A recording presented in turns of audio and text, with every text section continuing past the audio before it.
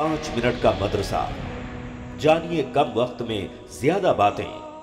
अस्सलामु अलैकुम वरहमतुल्लाहि वबरकातुहू। भाई और बहनों, आप तमाम का इस्तकबाल है हमारे प्रोग्राम 5 मिनट के मदरसे में। हमारा आज का पहला मौजू है कुरान। अल्लाह ताला ने फरमाया, अऊज़ु बिल्लाहि मिनश शैतानिर रजीम, बिस्मिल्लाहिर रहमानिर रहीम, अल-हाक़्क़तु मल-हाक़्क़ह वमा अदराका मल-हाक़्क़ह। ये सूरतुल हाक़्क़ा की इब्तिदाई आयत है। सूरतुल क़लम हमने मुकम्मल किया, अभी यहाँ से कुछ आयतें हम लोग सूरतुल हाक़्क़ा की भी देखेंगे। अल्लाह रब्बुल आलमीन ने सूरतुल हाक़्क़ा के इब्तिदा में, ये असल में इसमें आप देखेंगे ना तो क़यामत की हौलनाकी को अल्लाह रब्बुल आलमीन ने इस सूरत के अंदर बयान किया है। और सबसे पहले जो इब्तिदा अल्लाह रब्बुल आलमीन ने की, अल-हाक़्क़ा, साबित होने वाली, मल-हाक़्क़ा, साबित होने वाली क्या है, वमा अदराका मल-हाक़्क़ा, और तुझे क्या मालूम कि साबित शुदा क्या है। कि सबसे पहले अल्लाह ताला ने इसको अल-हाक़्क़ा क्यों कहा। अल-हाक़्क़ा से यहाँ पर मुराद क़यामत का दिन है, क़यामत का दिन है। और क़यामत के दिन को अल-हाक़्क़ा से इसलिए ताबीर किया गया है क्योंकि वो वाक़ई होने वाला है, वो वाक़ई होने वाला है, इसीलिए अल्लाह रब्बुल आलमीन ने उसको अल-हाक़्क़ा कहा।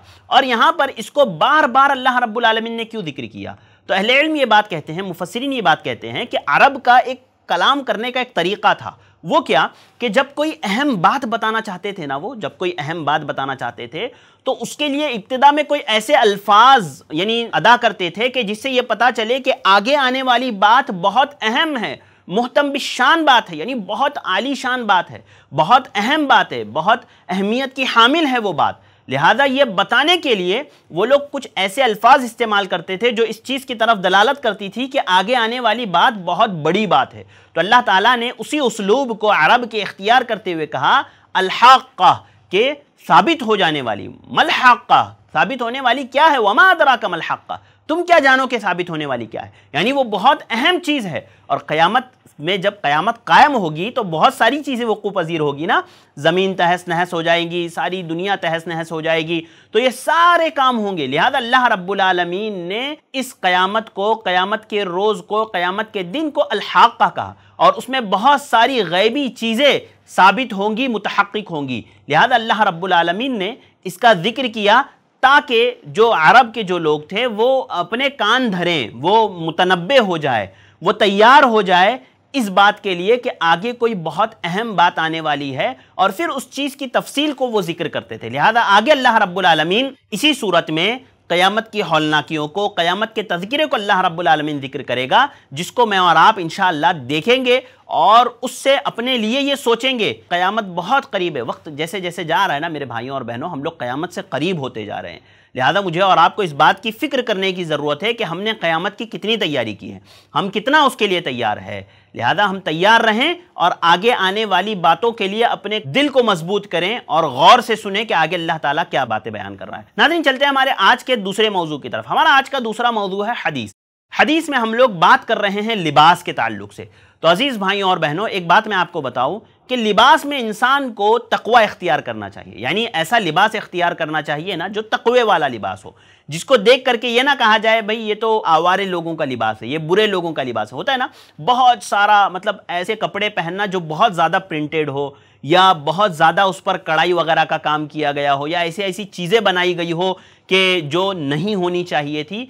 ऐसे कपड़ों से परहेज़ करना चाहिए, खुसूसन नमाज के वक्त। होता ये है ना कि शादी ब्याह में इंसान पहन करके चला जाता है और फिर वही कपड़े पहन करके नमाज़ पढ़ने के लिए चला जाता है, वो उससे ना इंसान का जहन जो है मुंतशिर होता है। देखिए, ऐसे कपड़े पहनना हराम नहीं है, मना नहीं किए गए बहुत ज़्यादा ज़र्क बर्क लिबास पहनने से, सिवाय उन कपड़ों के जिसको शरीयत में मना करार दिया गया है बाकायदा नस के ज़रिए से, कलर हो या उस तरह के कपड़े हो, तो वो छोड़ करके बाकी सारे कपड़े पहनना जायज़ है।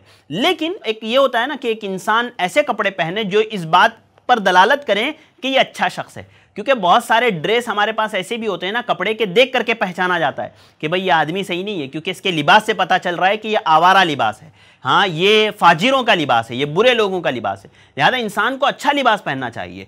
एक हदीस जो सही बुखारी की रिवायत है, हज़रत आयशा रज़ियल्लाहु तआला अन्हा फरमाती हैं कि रसूलुल्लाह सल्लल्लाहु अलैहि वसल्लम के पास एक चादर थी जो बहुत ज़्यादा मुनक्कश थी, यानी उस पर बहुत ज़्यादा काम किया गया था और बेल बूटे वगैरह बहुत ज़्यादा बनाई गई थी उस पर।